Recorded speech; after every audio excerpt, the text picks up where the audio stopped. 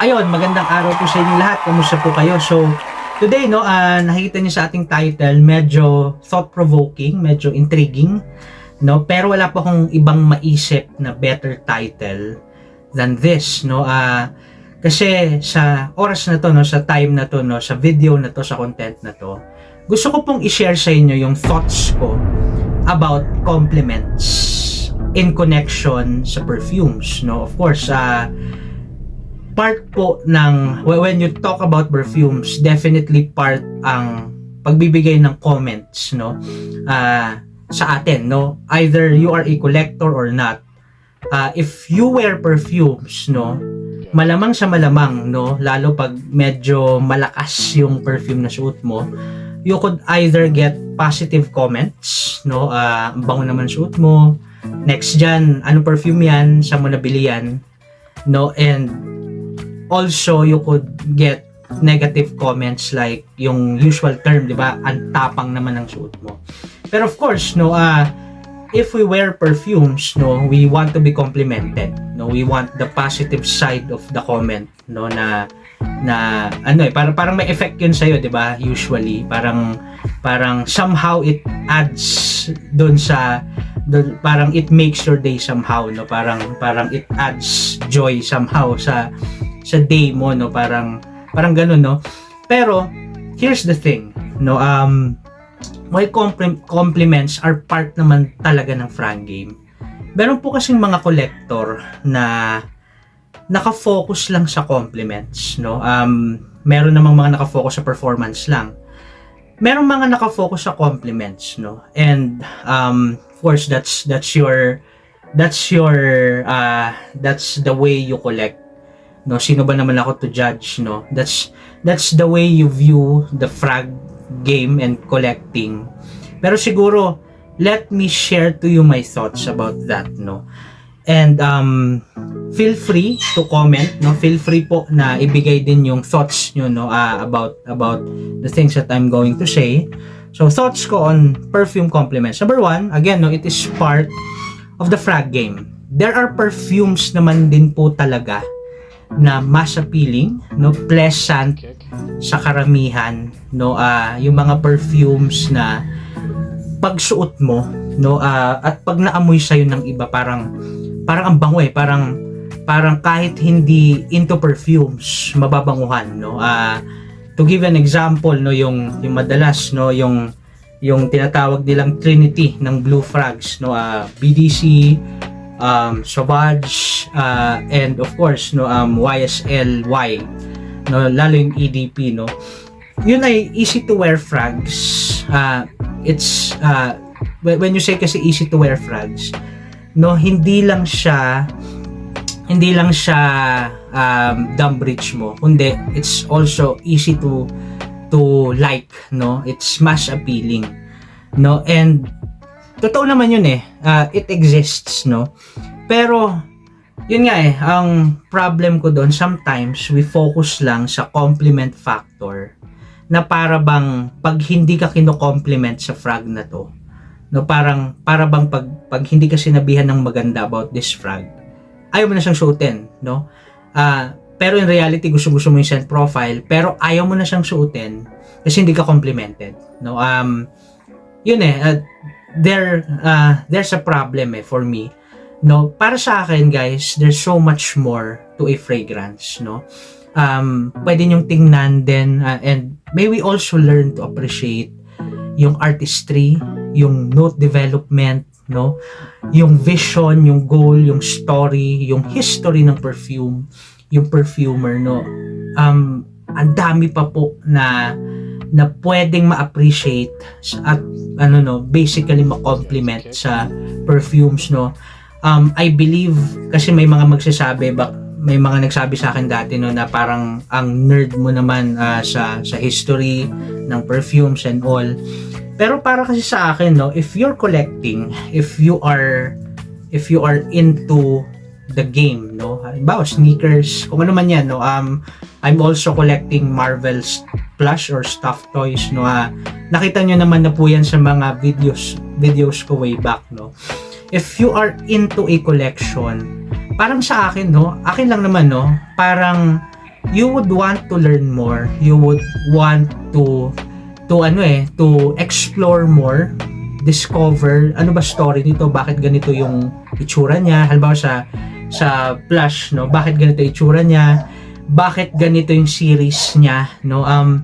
There's so much more. That's my point, no. And same din sa perfumes, no. Hindi ako mag-e-end sa na-compliment ba ako or hindi, performing ba o hindi, no.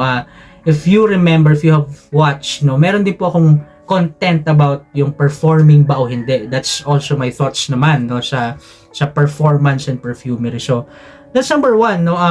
There's so much more, no, while it is part of the game, no, of wearing perfumes, pero always remember na there's so much more, no. Hindi lang siya compliments, no, or performance. Number two na thoughts ko, no, number two, always remember that wearing perfumes ay part lang po ng overall fit mo, no. What do I mean? No, it's only one of the accessory, no. If you look externally, no, hindi lang perfumes ang tinitingnan sa iyo eh. Of course, yung suot mo, no, yung marami pa, no, marami pang tinitingnan, no, suot, etc., shoes, marami pa pong tinitingnan, no. Pero there are deeper things, yung demeanor mo, yung personality mo, yung attitude mo, yung reaction mo. That's the overall fit eh. There's so much more na mga bagay na pwedeng ma-compliment sa'yo, no. And sana isipin po natin na hindi lang po ito about perfumes, no. Hindi lang siya about being complimented sa suot mo nung day na yun, no. It's also your attitude, it's also the way you reacted sa things, no. It's your mindset, no. Minsan kasi, no, may mga tao na ang bango-bango ng perfumes, medyo tagilid naman yung ugali, no. Hindi nagtutugma eh. Sometimes we focus lang dun sa perfumes and sa compliment factor, and our tendency is to set aside or to selectively forget na may mga iba pang bagay na dapat okay sa'yo, na dapat makita sa yung okay, no. So yeah, that's number two. And number three, no, the last one, no, siguro our tendency to focus solely on compliments sa perfumes, it may be connected to our desire to be validated. Of course, if you talk about validation, no, there's so much more na mga psychological talks about that. Pero here's the thing, no, focusing sa perfumery, wear what you want, no. Subjective ang game, no. Halimbawa, bigyan ko example, guys, no. This is Salome by Papillon, no. Hindi to para sa lahat, pambira. Kung maamoy mo to, no, this is animalic, no. Daming animalic notes nito. Hyrax, Castoreum, civet, no. It's really musky, it's really animalic, no. Spicy animalic, no. And you put in rose there, no, to make it more complicated, no. Marami po ang magsasabi na ang baho naman yan, ang tapang naman yan, perfume ba yan, no. Pero the reality is merong pong audience na kinikater nito. Isa po ako doon, no. I love Salome, no. I love the artistry, I love its smell sa air, no. I love yung blend ng animalic notes, no, and how it complements with the warm spices. Ang galing lang, no. Napakagaling, and pambira yung juice color, no. So what do I mean, no? Subjective ang game, no. If you would ask me kung ano yung pinakaayaw kong perfume, magugulat kayo, no. Open ako dito, Bleu de Chanel, no. Kahit anong Bleu de Chanel yan, EDT, EDP, parfum, kahit anong clones, dupes, interpretation, no, ayaw ko yung Bleu de Chanel, no. And you would say na ang bango-bango ng Bleu de Chanel, no. Imposibleng ayaw mo. Ano ba, hindi ka ba marunong umamoy ng okay na perfume? Well, that's a thing eh, subjective eh. So kung okay po sa karamihan ng Bleu de Chanel, well, not me, no. 100 times, no, napipiliin ko ang Salome, no, kaysa sa Bleu de Chanel. But yeah, wear what you want, no? Sometimes kasi guys, sa kakahabol natin, no, na sa comments ng iba, tayo din po yung naiwan eh, no? It is okay, no? Take note, it is okay na we get advices, no? Lalo po sa mga nagre-review like this, no? It is okay to get advices sa people as to how you will build your collection, no? Or yung perfume na bibilihin mo, no? Basically. Pero sometimes kasi our collecting, our buying, pinapattern natin sa comments ng iba, no? Sa kahabol natin to be validated kung okay ba collection ko or hindi, no? Well, ikaw lang makadetermine yan eh, no? Ikaw lang po makadetermine yan, no? Pwede ka matulungan ng iba, pero ultimately ikaw ang makadetermine, no? Ikaw yung makakapag-curate, no, ng collection mo, kung ano dapat yung nasa collection mo, no? Ikaw yon, no? That's the scent profile that you love. Pag naamoy mo, no, may compliment man o wala, performing man o hindi, kung gusto mo yung amoy, no, ikaw makadetermine yan eh. Pwedeng okay siya sa iba, pwedeng hindi siya okay sa iba, pero ultimately it's you, no? Ikaw yung sukatan, kumbaga, no, kung mabango ba, kung okay ba yung perfume mo, hindi, no? So that's the last one, no? Pero yun guys, no, para naman hindi nyo sabihin na I'm not observing compliments, no.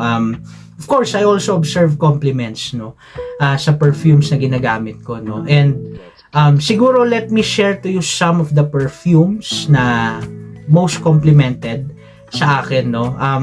Dalawang way ko kasi tinitingnan yung compliments. Number one, no, if you wear the perfume. Number two, if they smell the perfume, okay ba yung scent profile sa kanila. So here are the most complimented, I would say, sa collection ko. Number one, no, actually wala na sa akin, pero gustong gusto ng mga nakakaamoy, kasi factor din na sa Baguio ako. Ang perfume sa Baguio siguro mas magagamit mo yung mga heavy hitters, mas may utilize mo, no, yung mas denser na profile na perfume. So anyway, number one is Azzarose Wanted by Night, no. Cinnamon, lots of warm spices, no. Galing-galing nung perfume na yon, no. Wanted by Night, no, na share ko na sa inyo, was the reason, the perfume, no, kung bakit po ako bumalik completely sa frag game nung 2022, no. So yeah, that's number one, Wanted by Night. Number two, yung lima yung share ko sa inyo, yung apat meron sa akin. Number two, this is Eau de Cologne, number 5 Eau de Cologne ng Chanel, no. This is actually in its splash form, no, vintage form. I believe this is a 1980s form, no, and complimented to kasi of course number 5, no. I also have number 5 ng Chanel, no. This is number 5, no, mas konti na lang. No, also the vintage form of number 5, no. Siguro mas may character to, no, for me, no. By character I mean siguro mas siya, mas unisex, no. If we would try to put gender sa perfumes, no. But yeah, Eau de Cologne, no, gustong-gusto ko to, and surprisingly gustong-gusto din ng mga tao, no. May mga makakaamoy nito and they would say, no, na ano ba yan, amoy dated na, amoy yung to put it sa mas mababaw, no, matanda daw, ano ba yung amoy matanda, no. But yeah, pag suot mo kasi sa iba yung effect niya, guys. You have to try this one sa malamig, pambira, iba effect niya, no. You should try perfumes, hindi lang pag inaamoy ninyo sa bottle, try nyo rin pag suot ninyo, no. So number 5, Eau de Cologne by Chanel. Number 3 ay ito, no. This is called Musk Noble by Guerlain, no. This is really pleasant, no. Mas na-utilize ko siya sa malamig, no. This is more on the rose, no. Yung it's jammy rose, no. Lychee, may touches ng oud to, no. So it leans Middle Eastern to me, no. It leans doon sa direction na yon. And it's pleasant sa air, pambihira, no.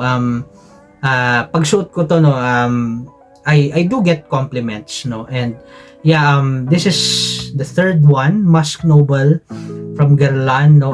Pambihira, no, you should try this one if you like to explore yung note ng rose, no.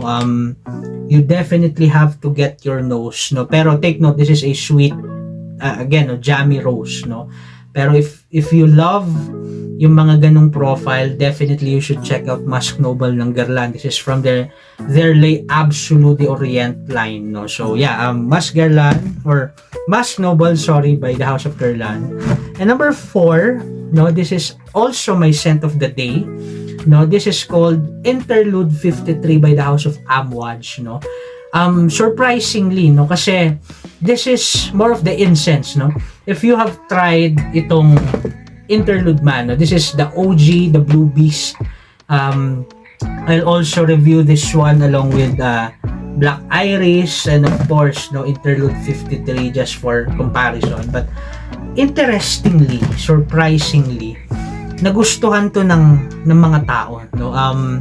Siguro ibang storya pag nasa mainit na lugar, no, pero dito, no, kasi it's more of the incense, no. It's this one kasi it's incense, it's basil note, no. Yung spices na nangyayari dito kakaiba, no. It has oud, no. This is the amber take ng Amouage. Ganito sila mag-amber, no. And surprisingly, nagustuhan to ng mga tao, no. Actually may nag-compliment pa sa akin na hindi fraghead. Pambira, no. Nagulat lang ako kasi this is like a smoother, more anchored na take ng Interlude Man. Kasi for me, no, para siyang all over the place, no. Hindi ko po sinasabi na kalat-kalat yung notes, no, or hindi siya well blended, no, but siguro it's loud, no. It's really loud, no. Unlike this one, no, na parang it's still Interlude Man, no. Malapit sila for me, no. Pero you would feel na mas maganda yung blend nito, no. Mas smooth yung blend niya. So yeah, Interlude 53. And the last one, no, na complimented ko, no, of course this is more on the fragheads na, no. This is called Sunshine Man, no, by the House of Amouage, no. There's a reason kung bakit sought after to sa frag community. There's a reason, no, kung bakit ang dami naghahanap nito, no. I personally do not agree lang sa price tag na nilalagay sa community, no, but that's just me, no. Pero this is for me the best mix ng Immortelle and Lavender na naamoy ko sa game, no, pambihira. And there's this there's this curious blend ng orange brandy, no. Hindi siya zesty na orange, it's like orange na paano ba na it's warm citrus, parang ganun, and you could wear this one sa mainit at sa malamig, no. This is Amouage trying to describe the sun, no. Lahat nung factors ng sun, no, yung rays, yung darkness, yung light, no, parang ganun. It's really artistic, no. And marami po nagsasabi na malapit daw to sa Uo Noir ng Dior, no, but of course Uo Noir na una yun, ang alam ko na una yun before Sunshine Man. Pero yeah, this is really complex, no. This is really good, pambira. If you are into collecting if you are into niche, no, and siguro you're still trying to scratch the surface, no, siguro kailangan mong matry ito. Kasi for me, hindi siya super safe, pero siguro ito yung, I would say, isa sa pwede mong maging rite of passage, parang ganun, no, to the more complex profiles ng niche, no. So Sunshine Man by the House of Amouage, no, complimented yan, no. And yun lang, guys, no. Again, no, wear what you like, no.